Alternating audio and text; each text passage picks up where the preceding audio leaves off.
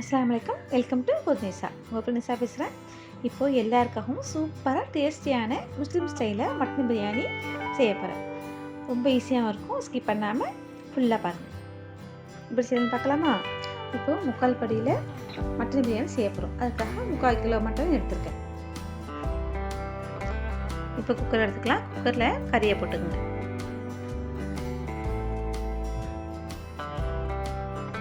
அதில் 1 ஸ்பூன் இஞ்சி பூண்டு விழுது, 1/2 ஸ்பூன் மஞ்சள்தூள், தேவையான தண்ணி ஊற்றி வேக வச்சிடலாம். 6 விசில் வரட்டும். இப்போ பிரியாணி தேவையான கரம் மசாலாவை எடுத்துக்கலாம். பட்டை, கிராம், ஏலக்காய் 5 கிராம் எடுத்து அதில் பாதியை பிரிச்சுக்குங்க. அதை பாதியை எடுத்து நைஸாக அரைச்சிக்குங்க. மீதி பாதியை நம்ம தாளிக்கு போட்டுக்கலாம்.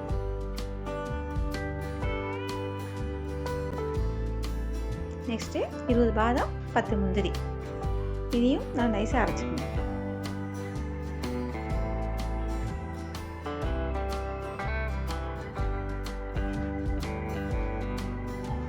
நம்ம இது ரைஸ் குக்கரில் தான் பண்ண போகிறோம். இப்போ அதுக்கேற்ற மாதிரி பாத்திரத்தை எடுத்துக்கோங்க.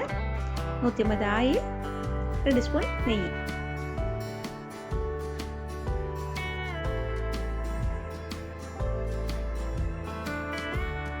பட்டை, கிராம், ஏலக்காய் போட்டுக்கோங்க. அது 3 நல்லா பொரிஞ்சதும் 6 ஆனியனை கட் பண்ணி போட்டுக்கோங்க.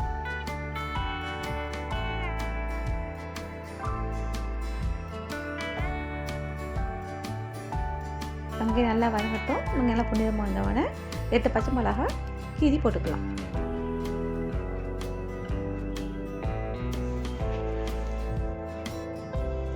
ஒவ்வொரு பொருள் போடும்போதும் ஒரு 2 நிமிஷம் டைம் எடுத்துங்க. பிரிஞ்சி இலை 3,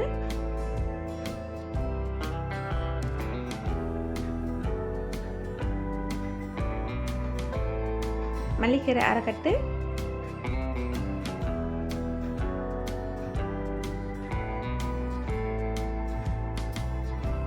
புதினா 1/2 கட்டு நைஸாக அரிஞ்சு அதையும் சேர்த்து வதக்கிடலாம். இஞ்சி பூண்டு விழுது 2 ஸ்பூன்,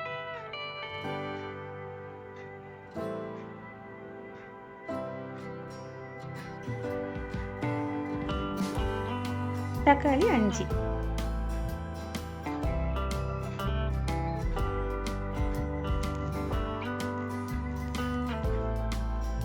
இப்போ அரைச்ச கரம் மசாலா போட்டுக்கோங்க. அதில் 1 ஸ்பூன் எடுத்துக்கோங்க. தயிர் 180, மஞ்சத்தூள் 1/2 ஸ்பூன், மிளகாய்த்தூள் 2 ஸ்பூன்,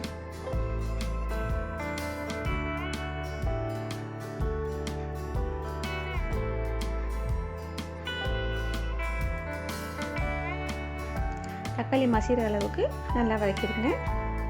இப்போ நான் 3 மாவானி அரைச்சி எடுத்துருக்கேன். மாவனியில் ஆளாக்கு 3 மாவனிக்கு 6 மாவனி தண்ணி வேணும். நம்ம 1 மாவனி தண்ணியை குறைச்சிடலாம். இப்போ 5 மாவனி தண்ணி ஊற்ற போகிறோம். அதில் கறி வந்த தண்ணியும் சேர்த்துக்கலாம்.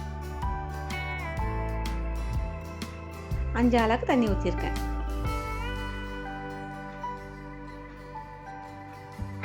முந்தைய பாதாம் அரைச்ச பேஸ்ட்டையும் ஊற்றிக்கிங்க. பாதி எலுமிச்சைப்பழம்,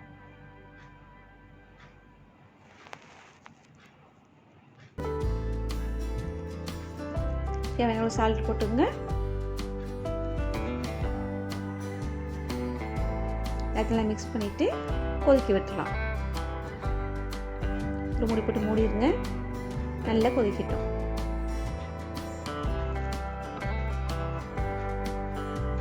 இப்போ கொதிச்சோடனே நம்ம வேக வச்ச மட்டனை போட்டுக்கலாம்.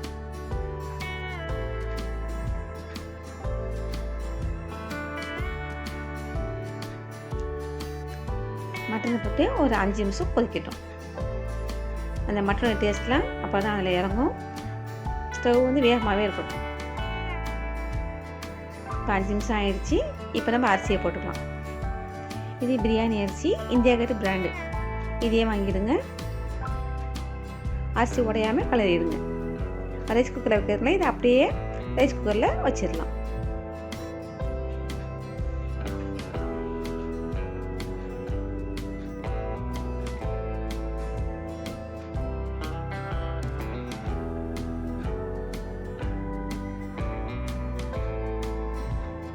சோறு ரெடி ஆகிடுச்சு.